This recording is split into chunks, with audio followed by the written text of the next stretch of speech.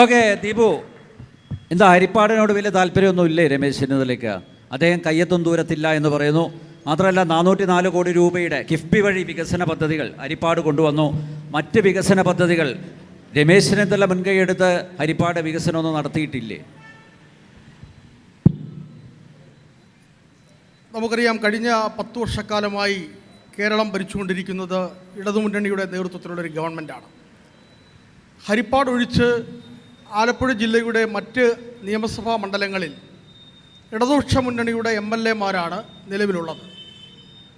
ഇവർ പറയുന്ന ഈ കിഫ്ബി വഴിയാണെങ്കിലും സംസ്ഥാന സർക്കാരിൻ്റെ ഫണ്ട് മുഖാന്തരമാണെങ്കിലും ഈ ഹരിപ്പാട്ട് നടന്നതുപോലെ സമാനതകളില്ലാത്തൊരു വികസനം ഹരിപ്പാട് ഒഴിച്ച് മറ്റൊരു പ്രദേശത്തും നടന്നില്ല എന്നുള്ളത് രമേശ് ചെന്നിത്തല എന്ന് പറയുന്ന ജനപ്രതിനിധിയുടെ കഴിവിൻ്റെ ഏറ്റവും വലിയ തെളിവാണ്.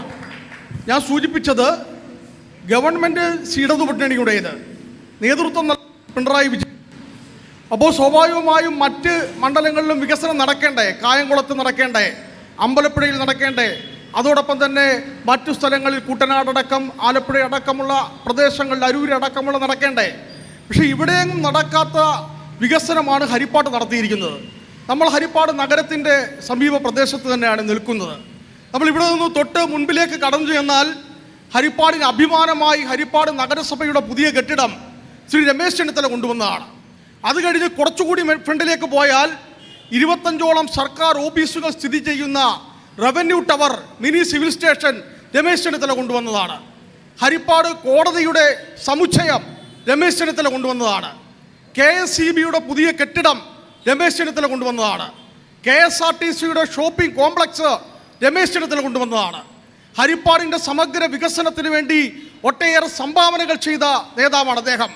പല്ലന കുമാരകോടിയിലെ പാലമടക്കം ആറാട്ടുപുഴയെയും അഴീക്കലിനെയും തമ്മിൽ ബന്ധിക്കുന്ന 130-ലധികം കോടി രൂപ മുടക്കിയുള്ള വലിയഴീക്കൽ പാലമടക്കം ഒട്ടേറെ പാലങ്ങൾ, ഒട്ടേറെ വിദ്യാഭ്യാസ സ്ഥാപനങ്ങൾ, കാർത്തികപ്പള്ളിയിൽ IHRD കോളേജ്, കരുവാറ്റയിൽ UIT college, Pallippad government ITI, പട്ടികജാതി ITIക്ക് പുതിയ കെട്ടിടം, അതോടൊപ്പം തന്നെ ടെക്നിക്കൽ സ്കൂളിന് പുതിയ കെട്ടിടം. അങ്ങനെ വിദ്യാഭ്യാസ മേഖല ഹരിപ്പാട് ഗേൾസ് ഹൈസ്കൂളിനെ അന്താരാഷ്ട്ര നിലവാരത്തിൽ ഉയർത്തിയത് അടക്കമുള്ള ഒട്ടേറെ വികസന പ്രവർത്തനങ്ങൾ ഹരിപ്പാട്ട് കൊണ്ടുവന്ന് ഹരിപ്പാടിനെ ഒരു വസന്തകാലത്തിലേക്ക് കൊണ്ടുപോയത് ശ്രീ രമേശ് ചെന്നിത്തലയാണ്.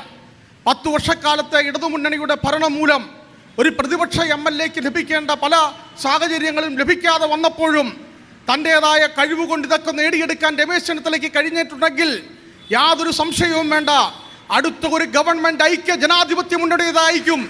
അത് നിയന്ത്രിക്കുന്നതിൽ സുപ്രധാനമായ പങ്ക് വഹിക്കാൻ പോകുന്ന ശ്രീ രമേശ് ചെന്നിത്തല ഹരിപ്പാടിന് വികസനത്തിൻ്റെ ഒരു വസന്തകാലത്തിലേക്ക് ഹരിപ്പാടിനെ കൊണ്ടുപോകുമെന്ന കാര്യത്തിൽ യാതൊരു സംശയവും ഞങ്ങൾക്കില്ല. പിന്നെ തൃക്കുന്നപ്പുഴ പാലത്തിൻ്റെ നിയന്ത്രണം നടത്തുന്നത് കേന്ദ്ര ഷിപ്പിംഗ് മന്ത്രാലയത്തിൻ്റെ കീഴിലാണ്. സാങ്കേതികമായ പ്രശ്നങ്ങൾ ബഹുമാനപ്പെട്ട MLA 7 തവണയാണ് മുൻകൈയെടുത്ത് മുഖ്യമന്ത്രി അടക്കം പങ്കെടുത്തുകൊണ്ടുള്ള യോഗങ്ങൾ അതുമായി ബന്ധപ്പെട്ട് വിളിച്ചു ചേർത്തത്. പക്ഷേ സാങ്കേതികമായ പ്രശ്നങ്ങൾ, ഉദ്യോഗസ്ഥ തലത്തിലുള്ള പ്രശ്നങ്ങളൊക്കെ തന്നെ അത് നീണ്ടുപോകുന്ന സാഹചര്യം ഉണ്ടായിട്ടുണ്ട്. പക്ഷേ അടിയന്തിരമായി അത് പരിഹരിക്കുവാനുള്ള നടപടികൾ സ്വീകരിച്ചു മുമ്പോട്ട് പോകുന്നു. പിന്നെ ആരോഗ്യ മേഖലയെപ്പറ്റി ഇവിടെ സൂചിപ്പിച്ചു. വളരെ നല്ല ആരോഗ്യ രംഗമാണ് ഇപ്പോൾ കേരളത്തിലുള്ളത്. തിരുവനന്തപുരം മെഡിക്കൽ കോളേജിലെ ഡോക്ടർ ഹാരിസ് പറഞ്ഞു, ഇവിടെ മരുന്നുകളില്ല, ഇവിടെ ശസ്ത്രക്രിയയ്ക്ക് വേണ്ട ഉപകരണങ്ങളില്ല, ഞങ്ങൾ ഡോക്ടർമാർ നിസ്സഹായരാണെന്ന് തിരുവനന്തപുരം മെഡിക്കൽ കോളേജിലെ ഡോക്ടർമാർ പറയുന്നു. ആലപ്പുഴ മെഡിക്കൽ കോളേജിലാണ് ഒരു രോഗിയുടെ വയറ്റിൽ സർജറി കഴിഞ്ഞ് മാസങ്ങൾ കഴിഞ്ഞപ്പോൾ കത്രിക കിട്ടിയത് ആലപ്പുഴ മെഡിക്കൽ കോളേജിലാണ്. തൊട്ടടുത്ത് കോട്ടയം മെഡിക്കൽ കോളേജിലാണ് ഫിറ്റ്നസ് ഇല്ലാത്ത കെട്ടിടത്തിൽ, PWD ഫിറ്റ്നസ് നൽകാത്ത കെട്ടിടത്തിൽ രോഗിയെ പാർപ്പിച്ച് ആ കെട്ടിടം ഇടിച്ചു വീണ് രോഗി മരിച്ചത് കോട്ടയം മെഡിക്കൽ കോളേജിലാണ്. കോഴിക്കോട് മെഡിക്കൽ കോളേജിലാണ് വിനോദിനി എന്ന് പറയുന്ന 9 വയസ്സുകാരിയുടെ കൈ മുറിച്ചു മാറ്റപ്പെടുന്ന രീതിയിലേക്ക് സാഹചര്യം ഉണ്ടായത്. അപ്പോൾ കേരളത്തിലെ പ്രധാനപ്പെട്ട മെഡിക്കൽ കോളേജുകളുടെ സ്ഥിതി ഇതാണ്, ആരോഗ്യ രംഗത്തിൻ്റെ സ്ഥിതി ഇതാണ്. പോലീസുകാർ പോലും അടിമേടിക്കുന്നു, ഷോപ്പിംഗ് മാളിൽ വെച്ച് പോലീസുകാരൻ അടിമേടിക്കുന്നു, SFIയുടെയും DYFIയുടെയും പ്രവർത്തകർ മർദ്ദിക്കുന്നു, പോലീസ് ഉദ്യോഗസ്ഥർക്ക് കുത്തേൽക്കുന്നു, പകൽ കരുനാഗപ്പള്ളിയിലെ കഴിഞ്ഞ ദിവസത്തെ അക്രമം നമ്മൾ കണ്ടു. എന്തു ഭരണമാണ് ഇവിടെ? ജനങ്ങൾ ഭയത്തിലാണ്, ജനങ്ങൾ വളരെ ബുദ്ധിമുട്ടിലാണ്. ഇതിനൊക്കെ ഒരു അന്ത്യം കുറിച്ചുകൊണ്ട് ഒരു നല്ല ഭരണം ഐക്യ ജനാധിപത്യ മുന്നണി കേരളത്തിൽ നടപ്പിലാക്കാൻ ദിവസങ്ങൾ കൂടി മാത്രമേ ബാക്കിയുള്ളൂ എന്ന് സൂചിപ്പിക്കുന്നു ഞാൻ.